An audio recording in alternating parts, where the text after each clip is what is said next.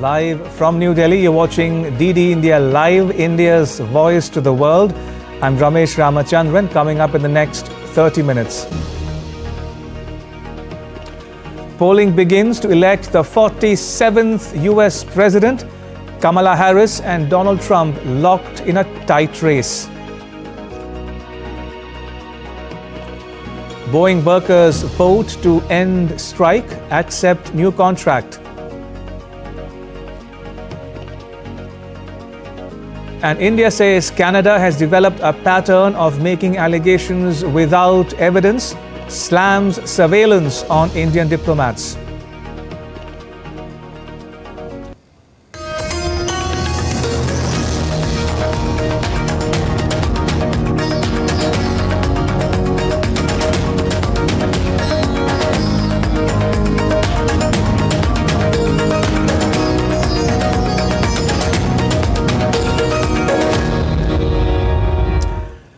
All right, first up, the latest on the US presidential election.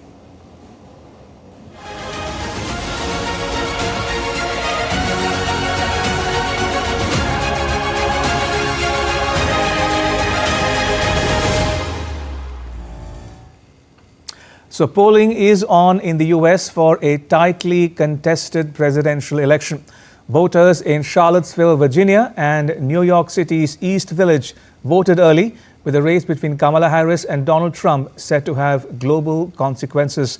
More than 82 million US voters had already voted by mail or in person before Election Day.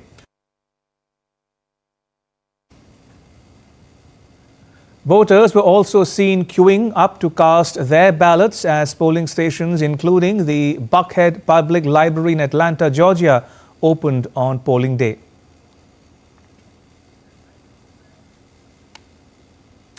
The town of Dixville Notch in the US state of New Hampshire kicked off the polling with its traditional midnight voting on Tuesday.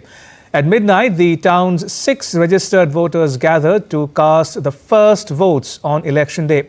The residents have cast the first ballots here for the last 60 years. In the 2020 election, only 5 residents cast their vote in this small community located in the northern White Mountains near the US border with Canada. This year's vote in Dixville Notch was notable, with a tie between Vice President Kamala Harris and former US President Donald Trump, each receiving 3 votes.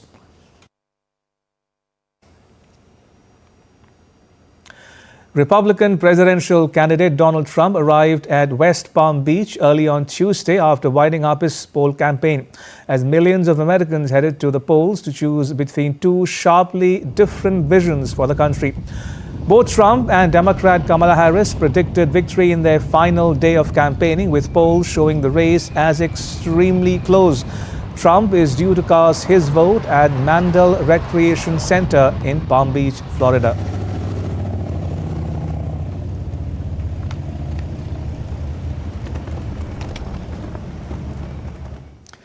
Now, the White House is the official residence of the US president. It's out of bounds for most people, but DD India Shubhendu Ghosh takes you closer to the unique history and trivia about the famous residence. We are at the iconic White House in the United States. This is the official residence and office of the President of the United States, arguably one of the most powerful persons in the world. While we do not know who the next president of the US is going to be, let's learn more about this magnificent seat of power. The President is both the head of the state and head of government of United States of America and Commander-in-Chief of the Armed Forces. By tradition, the President and the First Family live in the White House in Washington, D.C. White House is also the location of the President's Oval Office and offices of the senior staff. The President's desk, the Resolute Desk, is as famous as the White House. Resolute Desk is made from oak timbers of the British ship HMS Resolute. In 1880, Queen Victoria gifted the desk to President Rutherford B. Hayes. It has been used by nearly every president since. First President of the US, George Washington, selected the site for White House in 1791. Washington oversaw construction of the White House but never lived in it. White House was designed by Irish-born architect James Hobben. It took some 8 years to build this magnificent house. There are 132 rooms, 35 bathrooms and 6 levels in the residence.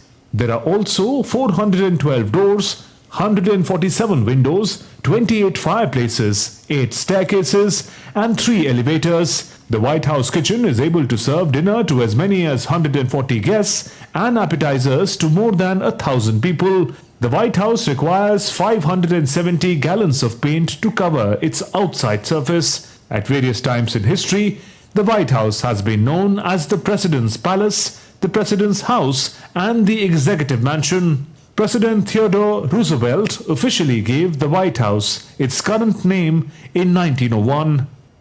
We will soon know who the new occupant of the White House is going to be. Former President Donald Trump, he's familiar with this grand residence. For Vice President Kamala Harris, this would be the first time for her and her family to live in the White House. If she wins these elections, she would be the first woman president of the United States of America.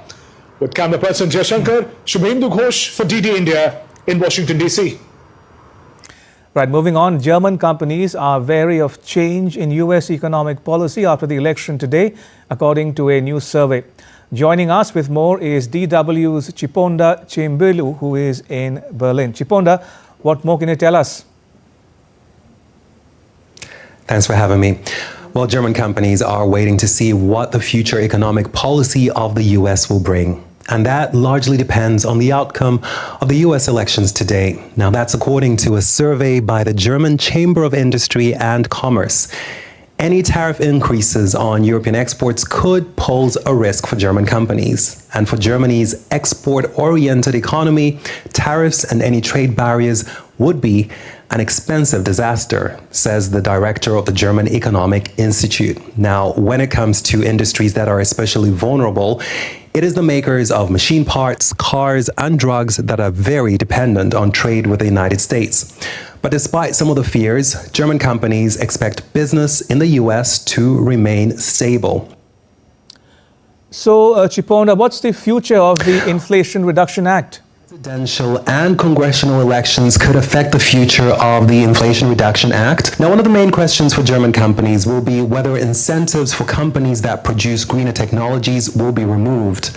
Now, that's because German producers of climate-friendly factories may have benefited from the IRA. And of course, the long-term impact of the IRA still needs to be studied. But for now, it appears to be benefiting German exporters too, at least according to the study by the German Economic Institute. I will leave it there, Chiponda. Thank you. Chiponda Chimbole reporting there from Berlin.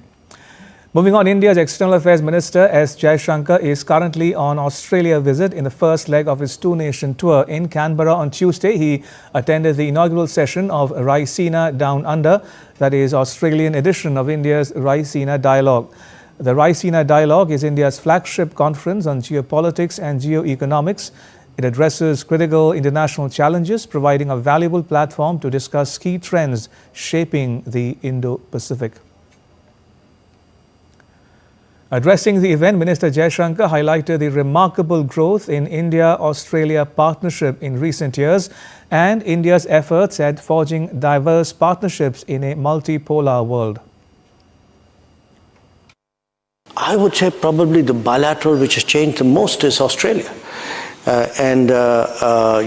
One metric of how a relationship is really okay, so how often did the PMs meet? And if you go beyond that, you look at the quality of our defense cooperation today, the fact that we've been able to do the first phase of a free trade agreement, the fact that Australian universities were the first universities to come and say, okay, we are prepared to explore a new Indian policy regarding foreign educational presence.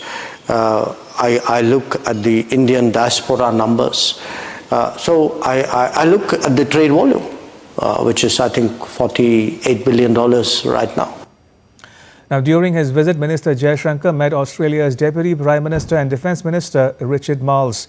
The two leaders spoke about the strong momentum in India-Australia Comprehensive Strategic Partnership. The minister also shared perspectives on Indo-Pacific and regional developments with his Australian counterpart. India says it remains deeply concerned about the safety and security of Indian nationals in Canada, especially after the violent disruption outside consular camp in Brampton, Ontario on Sunday. After Prime Minister Narendra Modi said such acts of violence will never weaken India's resolve, India's External Affairs Minister Subramaniam Jaishankar too expressed concern, saying it was unacceptable that Indian diplomats had been placed under surveillance by Canada. I think what happened at the Hindu temple in Canada was obviously deeply concerning. You would have seen the statement first by our official spokesperson and also the expression of concern by our Prime Minister yesterday. That should, I think, convey to you how deeply we feel about it. Canada has developed a pattern of making allegations without providing specifics. Secondly, when we look at Canada, for us, the fact that they're putting our diplomats under surveillance is something which is unacceptable. Earlier on Monday, India's Ministry of External Affairs said India condemns the acts of violence perpetrated by extremists and separatists with an expectation that those indulging in violence will be prosecuted.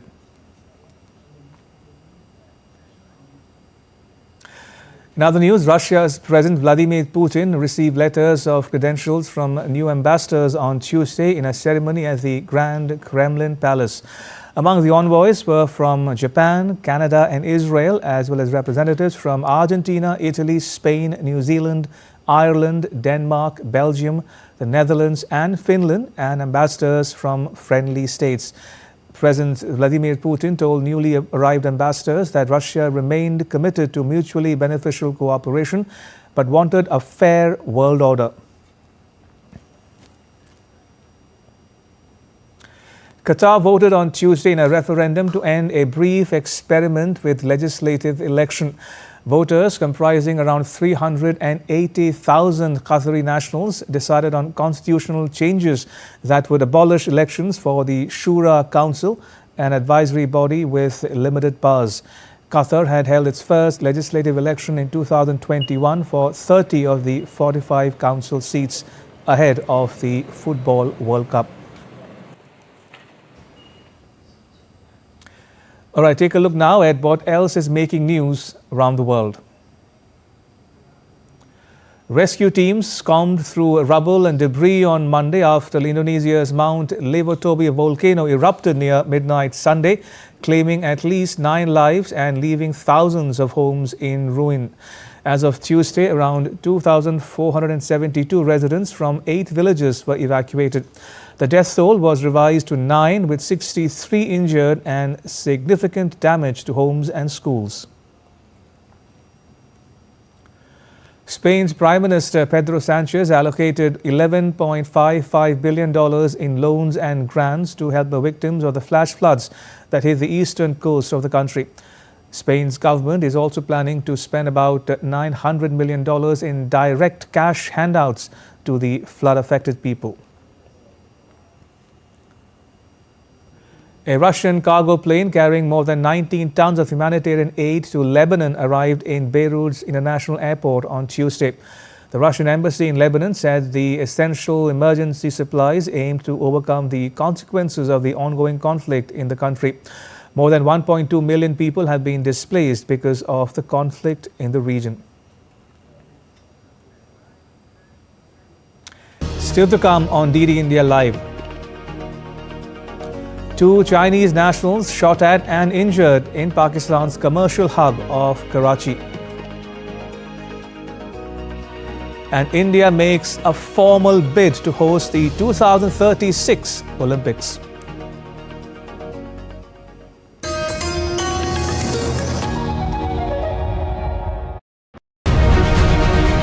Who will be the next president of the US? America decides. DD India reports from Ground Zero. Watch live and exclusive coverage on DD India.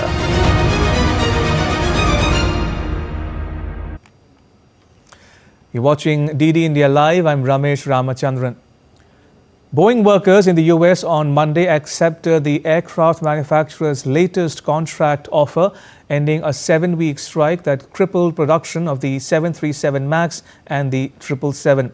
West Coast factory workers voted with 59% in favor of the new contract, which included a 38% pay rise spread over 4 years. However, the deal does not restore a defined benefit pension that Boeing froze in 2014, a key demand of some employees.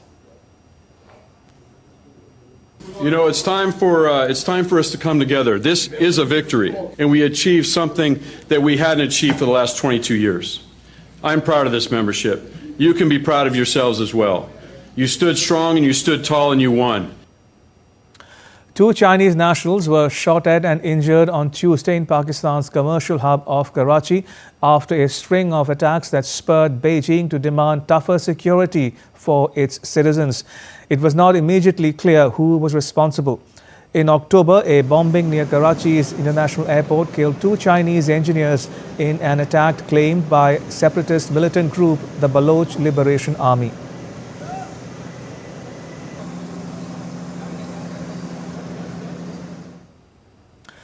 Lahore, Pakistan's second largest city, has been covered with a thick blanket of toxic smog on Tuesday, pushing air quality to hazardous levels and worsening health concerns for its locals. Hospitals in Lahore reported a significant surge in admissions, predominantly among children, because of smog-related illnesses. According to Swiss-based air quality monitor IQ Air, Lahore's air quality index reached 609, ranking it among the world's most polluted cities. The toxic air poses severe health risks, particularly for children, the elderly, and those with pre-existing respiratory conditions. Chhath Puja festival begins today with religious fervor and gaiety. The 4-day-long Chhath Puja involves fasting, bathing in rivers or ponds, and offering prayers to the setting and rising sun. The festival is celebrated as a way of showing thanks to the sun god for sustaining life on earth and seeking his benevolence for prosperity, health, and happiness. The energy of the sun is believed to cure diseases, increase lifespan, and bring peace. By worshipping the sun and goddess Chhati, devotees pray for divine protection for their families. And India's Prime Minister Narendra Modi extended his greetings to the citizens on the occasion of Chhath Puja. Taking to micro-blogging site X, the Prime Minister tweeted, and I quote, "My best wishes to all the countrymen on the holy occasion of Nahai Khai festival of Chhath. My special greetings to all the people fasting during the puja. I wish that with the blessings of Chhati Maiya, all your rituals are completed successfully." The Shilp Samagam Mela 2024 began in the Indian capital, New Delhi, on Tuesday. Minister of Social Justice and Empowerment, Dr. Virendra Kumar, inaugurated the event. The 15-day exhibition celebrates India's rich cultural heritage and the exceptional craftsmanship of artisans. More than 100 craftsmen from across the country displayed their crafts and skills. Through the exhibition, the Ministry of Social Justice and Empowerment aims to ensure that the products of Indian artisans reach abroad as well as in the country and contribute to the economic development of the country. And now to sports news. Prime Minister Modi's vision of hosting the Olympic and Paralympic Games in India in 2036 has taken a significant step forward. The Indian Olympic Association has formally sent letter of intent to future host commission, the International Olympic Committee, on 1st October this year, expressing India's interest to host the Olympics and Paralympic Games in 2036. This monumental opportunity could bring substantial benefits, fostering economic growth, social progress, and youth empowerment across the country. Indian professional boxer Mandeep Jangra clinched World Boxing Federation Super Featherweight World title after beating Britain's Conor McIntosh in the Cayman Islands. The 31-year-old trained under former Olympic silver medalist Roy Jones Jr. and has faced only one defeat in his professional career so far. He delivered powerful punches from the start, maintaining his stamina throughout the 10 rounds, while the British boxer struggled to keep up. Conor did try to make a comeback, but Jangra continued to maintain the upper hand in most rounds. Jangra has won 11 out of his 12 fights in his professional career and also bagged silver medal in the 2014 edition of the Commonwealth Games. To tennis now, Novak Djokovic has pulled out of the season-ending ATP finals because of an injury. The 37-year-old Serbian also withdrew from the Paris Masters, which was won by world number 2 Alexander Zverev. Djokovic won his first Olympic gold medal at the Paris Games in August and clinched last year's ATP finals title by defeating twice major winner Jannik Sinner in the final.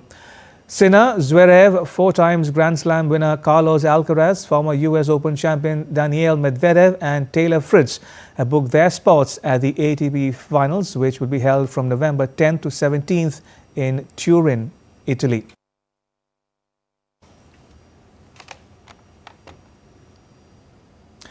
British charity Riding for the Disabled Association, with its motto "It's what you can do that counts," is transforming lives in the UK through horseback riding.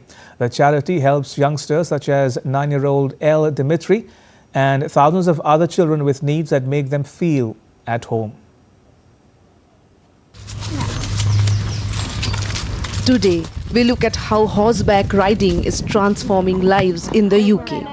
The Riding for the Disabled Association has been a lifeline for countless people with disabilities, including Paralympic gold medalist Natasha Baker, who credits the RDA for her incredible success. Oh, you're such a good boy. You know, there's so many possibilities that you don't even know that exist. And the RDA know all of them. They know all of the tricks of the trade. You know, anybody can get on a horse, no matter who you are, no matter what needs you have. They have a way to get you on board and to be able to have that really special time of being on a horse. And disabilities and Baker, who lost feeling in her legs due to a neurological condition, controls her horses entirely by voice. This unique technique helped her earn 10 Paralympic medals, including 6 golds across 4 games. I definitely think we need to gel this. I feel so incredibly privileged to have been to 4 Paralympic Games, to have represented my country 4 times at Paralympics and all of the Europeans and World Championships. And, you know, if it wasn't for the RDA, there's no way I would have achieved what I've achieved. And that's a lovely smiley face. But Baker isn't alone in her journey. 9-year-old Elle Dimitrievich, who has cerebral palsy, has also found a new lease of life through the RDA. He can't sneeze on you now because you're up there. Yeah. She's just generally found somewhere that makes her feel at home. I think with children especially, it's quite difficult to find people who understand your needs and understand that you might not work the same way and that you need some additional support with things. I'm Elle, I'm 9 years old, and today I am riding Dougie. It's really fun because you can like pet them, you can say hi, and like the people here are like very funny and welcoming. Elle's story echoes across the 450 RDA centres across the UK, where over 13,000 volunteers give their time and energy to make this transformative experience possible. I love show jumping. I saw it, I think at Windsor Horse Show was my first time. And I fell in love straight away. I thought it was the coolest thing ever. And I still do after doing a bit of show jumping, and it is my dream to be international one day. The positive impact of the RDA extends to families, providing comfort and relief in their daily lives. As the RDA prepares to be the charity partner for this year's London International Horse Show, it's clear they are making a difference. One ride, one smile, and one story at a time. And with that, it's a wrap on this edition of DD India Live. You can get all the latest news and updates on the DD India mobile app. It's available on Android and iOS platforms. You can scan the QR code on the screen to download it. And let us know your thoughts on the news of the day. You can connect with us on Facebook, X and Instagram. You can also check out our website ddindia.co.in. We will be back with more news as it breaks here on DD India. I'm Ramesh Ramachandran from all of us here in New Delhi. Thanks for watching DD India Live.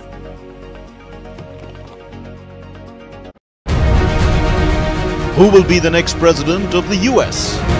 America decides. DD India reports from Ground Zero. Watch live and exclusive coverage on DD India.